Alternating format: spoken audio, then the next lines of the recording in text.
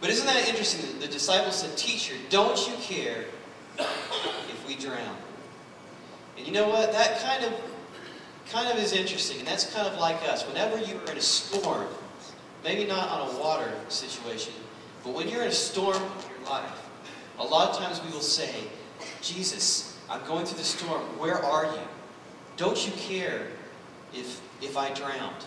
Don't you care if I make it through?" So we kind of have this idea that Jesus is obligated to keep us safe. And that's kind of what these guys were doing right here. And if you haven't figured this out, I want to let you know this, is that the word Christian does not mean that you are exempt from the storms of life. You will be there, and you will go through them. Now, I know many of you here, a lot of you I don't know so well, but many of you I know, and I know that in this church, in this room today, there are a lot of storms that are represented here this morning. And they're not water emergencies necessarily, but they're the storms of life. Some of you are facing crises with your job, or lack of a job, and that is a very real storm for you this morning. Some of you are in financial crisis. And when you're going through a financial crisis and you really begin to wonder, "Oh my goodness, what is going to happen to me?" that is a major, major storm that is very difficult to face. Some of you may be facing some health storms for yourself, family member. Got the news from the doctor. That's not what I wanted to hear, and it is very real, and it's painful, and it is a storm that you are like, "Oh my God, why am I in this?" And that's very difficult. Some of you are facing depression, and you're just depressed, and you feel down, and you don't understand why it is. And that is a very real and difficult storm that makes you wonder what's happening. Some of you are facing issues in your marriage that are less than ideal, and it is a major storm. And it is almost like you're on a sled and the waves are crashing over you, and you're thinking, "How much longer can I hold on this?" And you're facing a major issue with that. Some of you may be a relational issue with a family member who is maybe close to you, or maybe an extended family member. How many of you have had to deal with a psycho family member? How many of you have a psycho person? Raise your hand. Just be honest. I've got a psycho issue. So you're smiling. You raise your hand saying, "Yeah, we've got a psycho person." Those of you that didn't raise your hand and didn't smile, that means you might be the psycho person in your family. And so hopefully the person that rose their hand hopefully weren't thinking about you sitting next to them when they did that. What storms are you facing?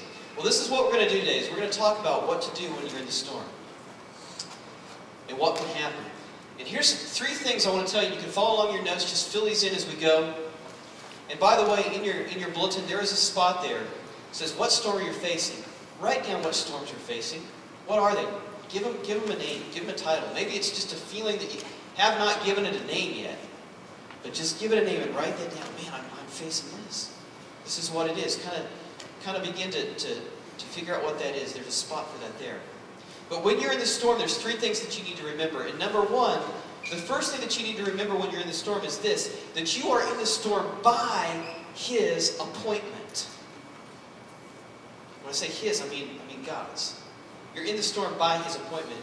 In verse 35 it says, "That day when evening came, Jesus said to His disciples, 'Let's go over to the other side of the lake.'" Jesus was the one that told them to get in the boat and go over. These guys were in God's will. They were with the Son of God. He was the one that told them to do it. They were there by His appointment, and they were still in the storm. They didn't surpass it. "Oh, Jesus is in the boat. That means it's just going to rain over here." Not here. No. It's not the way that it works. Well, so that brings up the question, what are some possible sources for our storms? Well, here are some possible sources. First, a possible source for the storm is storms from bad decisions. It is true that many times decisions that you make have repercussions that put you in a storm. That is true. We've all been there. We've all done that. We've all made decisions that have oh my goodness, and we've realized the consequences later, and we are in a storm and it is difficult. That's a storm source. Another source is storms from the enemy. There is an enemy, and when I say that, if you don't know what I mean the devil. The enemy, the one that's against us. And I know that sometimes when I say that, it sounds a little bit spooky, and you get this picture of the enemy. Like, you think of Darth Vader with the lightsaber coming out of the closet at night to, slice you up or something. That's not necessarily what I'm talking about. What I'm talking about is the devil. He's the father of lies. And many times the thing he does is he tries to tell you lies, and then you start to believe them, and that puts you in a storm. And he is your adversary. He's against you, and he wants to trip you up at any time he can. There are some storms that are caused by him, for sure. Okay, another source of storms is the fact that we live in a broken world. We live in a world that ever since the creation, Adam and Eve, is sinful. And things that happen here are bad. And guess who's responsible for those things? You and I. Flipping through the news this week, there was one day, and this doesn't always happen, but it was just like homicide, homicide, homicide, homicide. It was like, some of these things that were going on, like, my goodness, and they're always there. It's always happening. But it just reminded me of the fact, man, we are in a sinful world where people do some of the most extraordinary and evil and awful things, and that is a byproduct of this disease that we all have called sin that rises up inside of us. No man, woman, child is exempt from this thing. We have it within us, and it's there. And many times the storms that we face are a byproduct, maybe not necessarily your own, but maybe someone else's. Or things that happened from a long time ago that are there. That's a possible storm source. But you're in the storm by his appointment. This is the thing that you got to remember, is God knew that the storm was going to be there. He had foreknowledge of the storm. I'm not saying that he necessarily caused it. Some of it he might cause. I'm not necessarily saying that. But he did allow it to happen, and he did allow you to be there. Look at verse 36. Leaving the crowd behind, they took him along just as he was in the boat. There were also other boats with him. A furious squall came up, and the waves broke over the boat so that it was nearly swamped. Have you ever been in a nearly swamped moment where it just seemed like bad thing happened, one right after the other, and it just felt like waves that were weighting your life down, and you thought, oh my goodness, when is this going to stop? Have you ever been there? Had a woman who was a friend of ours, a family, that they were in a nearly swamped moment one time, and they just found out that the husband had been diagnosed with Alzheimer's, and soon after that he lost his job. Then some things happened with her job. Then they had an issue in their home where one of the gas pipes broke in their home and it almost caught their home on fire. And she was at a point, and she was a Christian, she was a believer. And at one point I can remember she was in such pain, she was like literally crying out, oh God, when is it going to stop?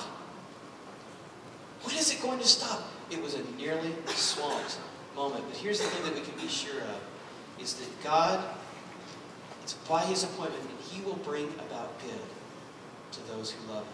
You're in the storm by his appointment. Number two, when you're in the storm, remember you're in the storm with his presence. You're in the storm with his presence. Verse 38. Jesus was in the stern, sleeping on a cushion. And this is always perplexing. And I guess the dude was just pretty smooth. I guess he was just pretty chilled out. Now, he was the Son of God, yeah. And he knew the guy that created the elements that were making this happen. But there he was asleep in the cushion. And, it's kind of funny because if you get this picture, the disciples are freaking out. These weathered seamen, some of them, were freaking out. Oh, we're going to die! Oh, we're going to die! And Jesus is just kind of, yeah, what's up? He's just kind of waking up. And it's like he didn't freak out. He didn't panic. He didn't have an emergency meeting with the others of the Trinity to figure out what are we going to do, about the situation. He was in control of the thing. But he was there in the stern, sleeping, unseen maybe, while these guys were out there panicking. Sometimes unseen, God is still there in the storm, and he's not freaking out over the deal. Now,